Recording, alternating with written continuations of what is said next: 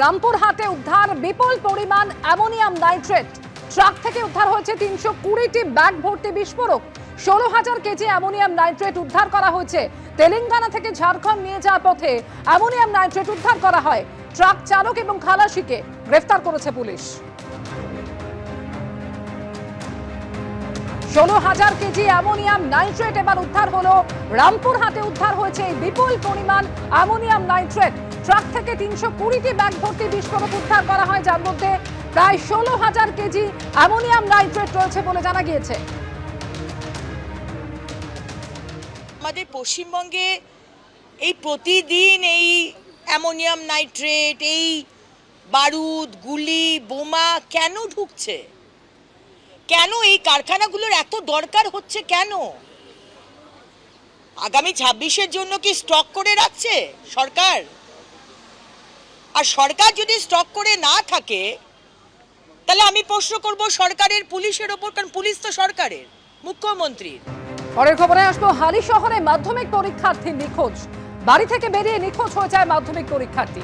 কিভাবে মেধাবী ছাত্র নিখোঁজ হয়ে গেল তা নিয়ে এখনো রহস্য অব্যাহত। সমীরণ পাল রয়েছেন আমাদের সঙ্গে। সমীরণ, বাড়ি থেকে ওই পরীক্ষার্থী বেরিয়েছিল পরীক্ষা দেওয়ার জন্য, কিন্তু তারপরে নিখোঁজ হয়ে গেল সে।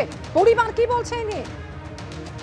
দেখো, পরিবারের লোকজনের বক্তব্য হচ্ছে যে বাড়ি থেকে বেরিয়েছিল কিছু কাগজপত্র জেরক্স করার জন্য শিক্ষার্থী, তারপরে নিখোঁজ হয়ে যায় এবং বীজপুর থানায় এবং হালিশহর থানায় নিখোঁজ ডায়েরি করা হয় এবং একটি সিসিটিভি ফুটেজ দেখা যায় যে পরীক্ষার আগের দিন, রবিবার দিন সে বাড়ি থেকে বেরিয়েছিল। সেই সিসিটিভি ফুটেজের সূত্র ধরে পুলিশ তদন্ত করে দেখছে, যেহেতু পরীক্ষা ছিল সেই পরীক্ষার জন্য প্রস্তুতির জন্য কিছু কাগজপত্র জেরক্স করতে বেরিয়েছিল। তারপর থেকে সেই পরীক্ষার্থী বাড়ি ফেরেনি। এখন তদন্ত করে দেখছে হালিশহর থানা এবং বীজপুর থানার পুলিশ এবং সেই সিসিটিভি ফুটেজ খতিয়ে দেখা হচ্ছে। ধন্যবাদ সমীরণ। অবশেষে মইপিঠে বাঘবন্দি। দীর্ঘ প্রচেষ্টার পর ধরা পড়ল রয়্যাল বেঙ্গল টাইগার। বন দপ্তরের পাতা খাঁচায় বন্দি হলো রয়্যাল বেঙ্গল টাইগার। গতকালই অস্থায়ী বনকর্মীর উপর হামলার ঘটনা ঘটে এবং সেই ঘটনার পর দীর্ঘ প্রচেষ্টার পর অবশেষে ধরা সম্ভব হলো সেই বাঘকে, আর তাকেই ছাড়া হলো সুন্দরবন টাইগার রিজার্ভের।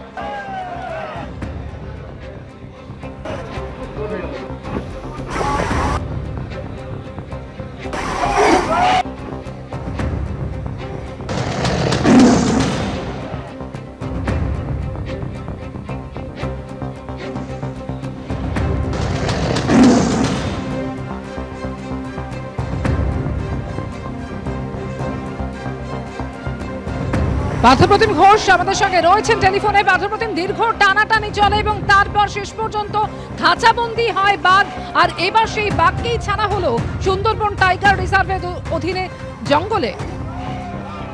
দেখো, গভীর জঙ্গলে নিয়ে গিয়ে বাঘকে ছাড়া হলো এবং আজকে কিছুক্ষণ আগে রয়্যাল বেঙ্গল টাইগারকে ছাড়া হয় এবং সেক্ষেত্রে সুন্দরবন টাইগার রিজার্ভের অধীনে যে জঙ্গল রয়েছে সেই জঙ্গলে কিন্তু ছাড়া হয়েছে।